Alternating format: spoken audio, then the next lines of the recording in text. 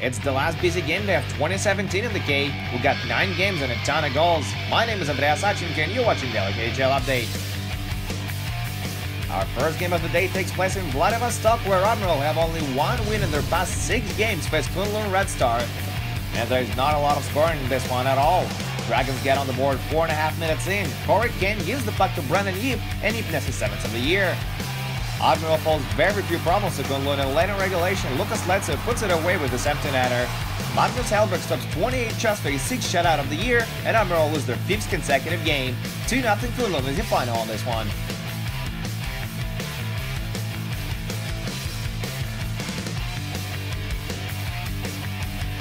We'll move on to Novosibirsk, where Akbars come to visit Sibir. Home team has looked sharp lately, and they sure want to finish the year on a bright note. But to get up late in the first, Sibir have a 2-minute advantage and they make it count. Rock Teacher sets up Slava Asleman in the right circle, and Asleman rips it home for his 11th.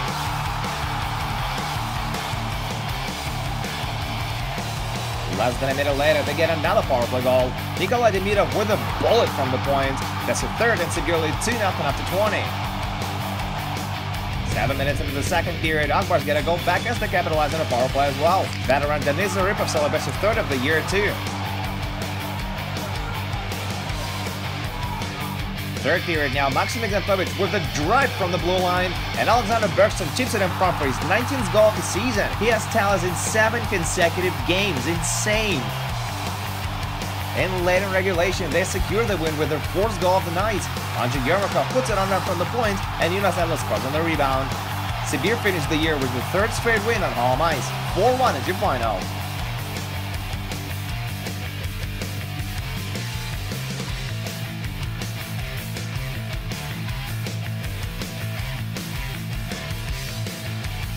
And now to Omsk, where the Hawks welcome Neftekimek. And it's the Wolves who get off to a strong start in this one. Early in the game, Nikita Filatov, who just joined Neftekimek, shoots from the left circle. Rebound, Zhiga Yagoch receives from inside, and he's robbed by Dominic Ford. No matter, midway through the period, Yagoch sets up Damir Sherobzyanov for a blast from on top of the circle, and Sherobzyanov almost rips the net with this cannon of a shot. 1-0 Neftekimek. Still in the first 4-on-4 hockey, Dennis Everberg throws it in the slot from the left wing, and Pavel Kulikov roofs it past Dominic Ford. Everberg gets a point against his former team, and Neftekimek lead 2-0 after 20. Avantgarde wake up in the second frame. 6.5 minutes in, Maxim Mineev puts it on net off the boards, and Ansel Galimov redirects it past Ilyuzhov to slice Neftekimek's lead in half. A few minutes later, Chad Rao makes a crisp pass in front of Dmitry Kugrushev. Kugrushev turns the blade of his stick, and the puck goes up and in. That's his 10th of the year, and we're at tied at 2s.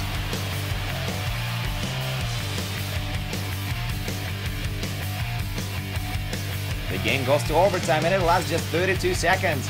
Dan Sexton plays keep away in the offensive end for a long time, finally puts it on net, and Andrei Nestershov scores on the rebound. Neftekimek win it in overtime, and Avantgarde head coach Andriy Skabelki is fired right after the game. Gotta feel set for his winning holidays. 3-2 overtime final on this one.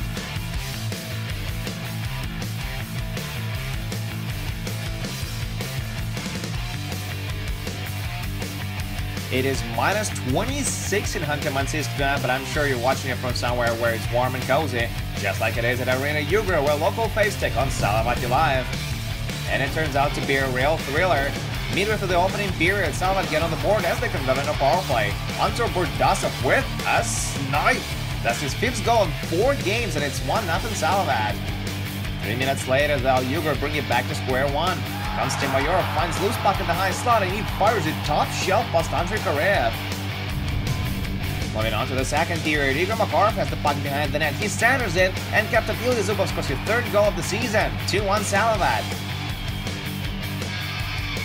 Less than 2 minutes later, Yugra tied up again. Alexander Komorista gives the puck to Anton Korolev, and Korolev scores his 10th of the year with a nifty move down low. Third period now, and Salavat get their 3rd lead of the night. Before opponent to Ilya Zubov, Zubov sets up and releases at the point, and Listen 1 times it home for his 10th. 3-2 Salavat now. Late in regulation, Yugra get a man advantage. Veli-Matti Savinen and dishes it over to Tobias Wiklund. Wiklund tees it up, and he scores! It's a 3-3 tie, and we're headed to overtime.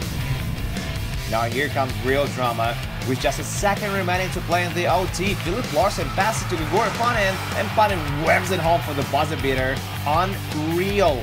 Salvat win their 4th consecutive game as they take it 4-3 in overtime.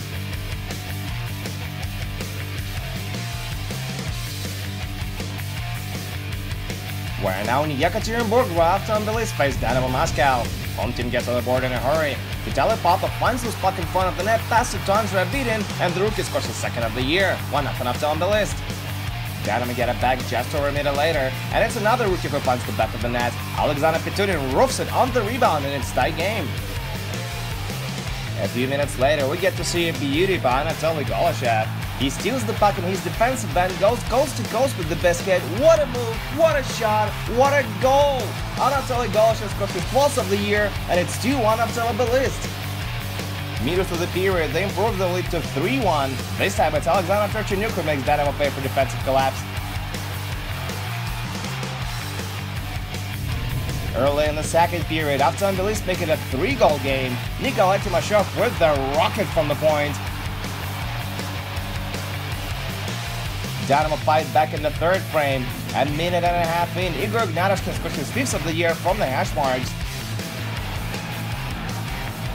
A minute later, Nikita Komarov scores another one from the slot, and just like that, the blue and white are back to within 1. But that's as close as they can get in this one. Avton Tbilisi hold on to the 1-goal lead, win the game 4-3, and climb on top of the Eastern Conference. They have won 4 in a row now.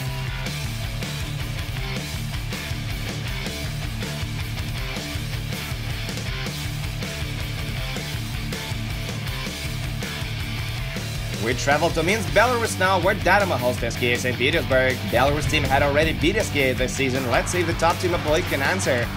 They get off to a good start. Just 2.5 minutes in, Yegor Yakovlev sends it in from on top of the circle, and SKA goes up 1-0. Dynamo tied up early in the 2nd period. Marc-Andre Graniani with a bomb from the point. That's his 5th of the year. Less than a minute later, Dynamo go on a power play, and they convert. Jack Skila gets his stick on it down low and scores his 10th. Just over a minute later, they improve the lead to 3-1.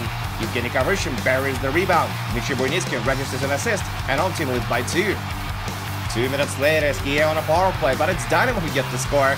Justin Fontaine springs up for a breakaway and leaves no chance to the goalie.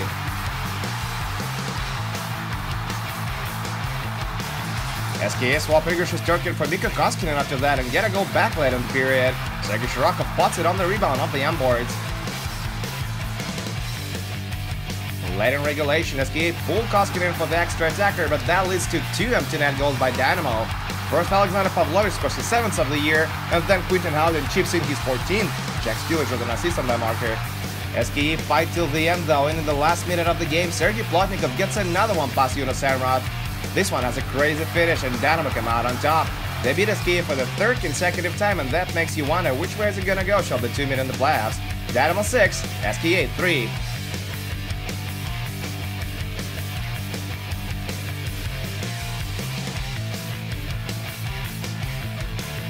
And there are a few more scores to tell you about. Casey Wellman scored on a power play in the last minute of regulation, and Sochi beat Boris 3-2 on the road.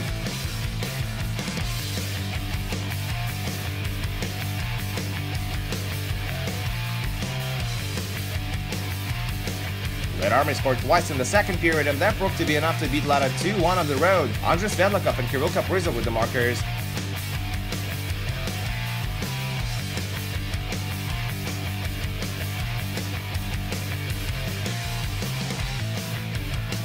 And finally, Pavel Chernov's short-handed goal midway through the 2nd frame turned out to be the game winner. Severstal beat Torpedo 3-2 on home ice.